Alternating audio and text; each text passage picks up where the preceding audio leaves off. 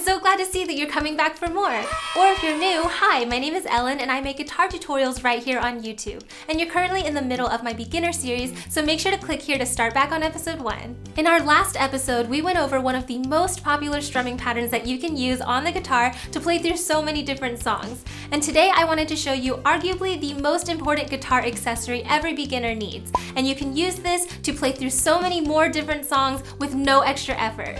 Sound too good to be true? Well, let's jump into it and I'll show you how it works. So there are a lot of different accessories that can help you play and maintain your guitar, and we will be talking about most of those throughout the rest of this series, but today I wanted to show you the most important one that I think every guitar beginner needs, the capo.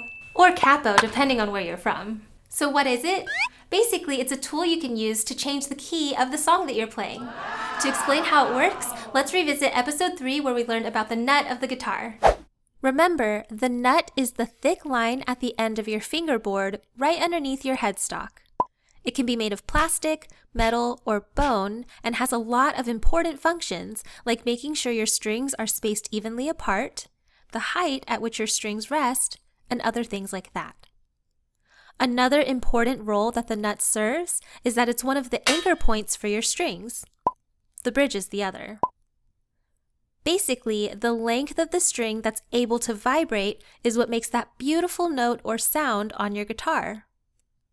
The way we've been playing so far has let the entire length of each string vibrate, making the notes that we know are the names of the strings.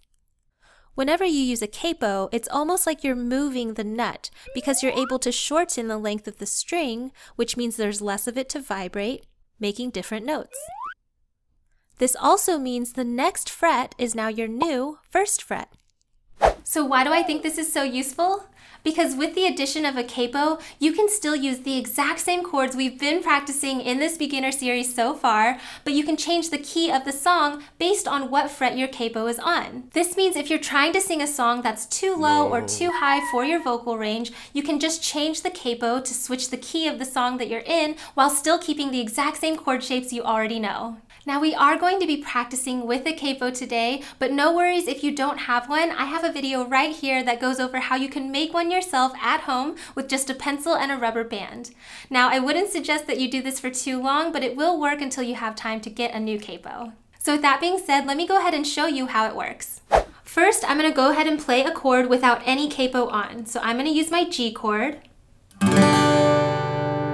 And that's what we're all used to. That's what we've been doing in this series so far. However, if I put my capo on, I'm going to go ahead and put it on the 3rd fret, for example.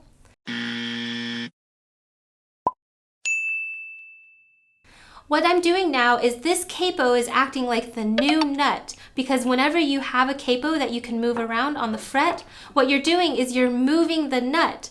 So right here is our regular nut, and here is where our new nut is on the 3rd fret because of our capo. What that's going to do with these frets is it's going to renumber them. So now this is your 1st fret, 2nd, 3rd, and so on down the neck of the guitar. This is important to mention because now with our capo on the 3rd fret, I can still play the exact same chords we already know with the exact same chord shapes, but they'll just be a little bit higher on the neck. So if this is my new nut, my new G chord looks like this. And it sounds a little bit higher. But wait, mine looks different. What am I supposed to do? That's true. Did you know there's different kinds of capos? Let's take a closer look. First, let's talk about strap capos. These are very basic in that they literally just wrap and tighten around your guitar with a strap. Some strap capos are also called toggle capos because they have different notches that you can use to adjust the tightness. A pro for strap capos are that they tend to be very inexpensive. But a con is that they can wear out pretty easily, and if you have a toggle strap, it can be hard to find the perfect tension because it's usually in between 2 notches. The video I have on how to make your own capo uses the strap capo method. Next, let's look at trigger capos. These are the most common types of capos I've seen in my years on YouTube. Basically, they work by using a spring to clamp onto your guitar. A pro of this capo type is that it's super quick and easy to remove or change frets. A con is that the spring can wear out over time and become loose, so you'll have to replace it if that happens. Next are screw capos. These are another popular type of capo that work by using a screwing mechanism to tighten the capo to your guitar. A pro for this type of capo is that you can adjust the tension of the capo to perfectly fit your guitar so it's giving an even pressure. A con is that it does take much longer to put on and take off than a trigger capo. Now let's look at shub capos. These are cool because they combine the mechanism of both a trigger type and a screw type capo into one, allowing quick removal but also an even pressure across your strings. A pro for this type is that I've literally never read a bad review of this brand, and people generally rave about it. A con is that it can be a little bit confusing to use at first, so it does take some practice to get used to. Last, let's look at roller capos. These are pretty uncommon in my experience, but I did want to address it because it's pretty cool. These use a spring like the trigger capos, but with a different design that lets you actually roll the capo around the neck of your guitar. A pro for this type is that once you put it on, you can roll it to whatever fret you want without having to take it off. A con is that it can look quite bulky and take some getting used to. So now that you know a little bit more about what capos are, how they work, and the different types that are available to you, let's go ahead and practice playing our guitars with one on. So first, let's review the chords we know, but without any capo on. We've got our G chord, C add 9, D sus 4, and E minor 7. Now I want you to practice those exact same 4 chords again, but with our capo on the 2nd fret. So now our new G chord looks like this and sounds like this. C add 9, D sus 4, and E minor 7. Did you hear how those chords sounded higher now? No worries if you didn't, that just means you need a little bit more ear training. So what I want you to do is pause the video and practice playing those exact same 4 chords on different parts of your guitar with the capo on different frets. So move it around the guitar and notice how when you move it higher on the neck, it raises the key that you're in, and when you move it lower on the neck, it lowers the key that you're in. Then when you get back, we'll be keeping our capos on the 2nd fret for the rest of this video. In our last episode, we learned one of the most versatile strumming patterns that you can use on the guitar, down, down, up, down, up. Let's go ahead and review it. Down, down, up, down, down, down, up, down, up. All right, so there's the rhythm. Let's go ahead and practice that with our G chord on and our capo on the 2nd fret. 1 and 2 and 3 and 4 and down, down, up, down, down, down, up, down, up.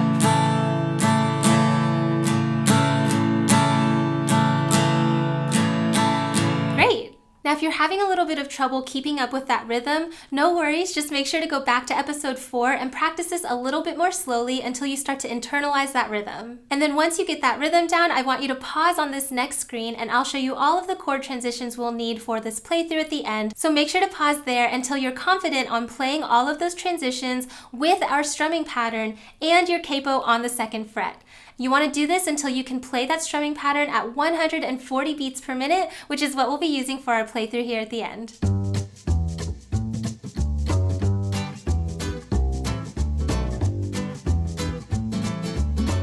Did you pause and practice? I hope so, because now I get to show you how we can use our capo to play brand new songs with the same exact chords and strumming patterns that we learned last time. Let's jump into it. 1, 2, 3, 4. 1, 2, ready, go.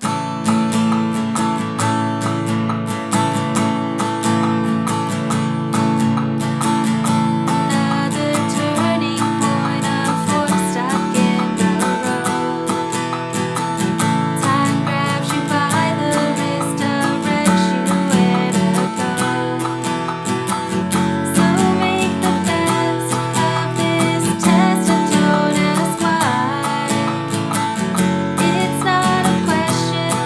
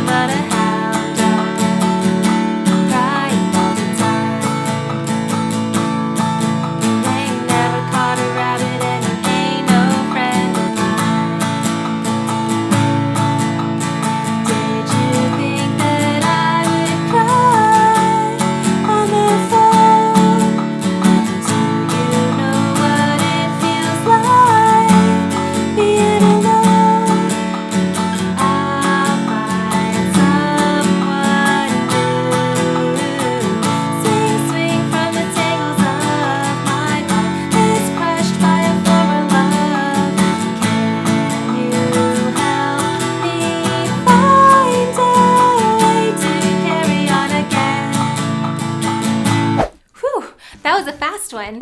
If you had a little bit of trouble keeping up with me at the end there, no worries, just make sure to use your metronome to practice at your own tempo a little bit slower until you can get it up to 140 beats and then try again. But as always, thank you so much for watching. I really hope that this video helped you. If it did, make sure to give me a thumbs up down below as well as to subscribe to my channel so you don't miss out on the next episode. Speaking of which, are you guys getting a little bit tired of the same 4 chords? Well, make sure to click here for episode 6 because we'll be going through brand new chords with a brand new strumming pattern to kind of freshen things up a little bit, so I hope to see you over there. Thanks again for watching. Bye.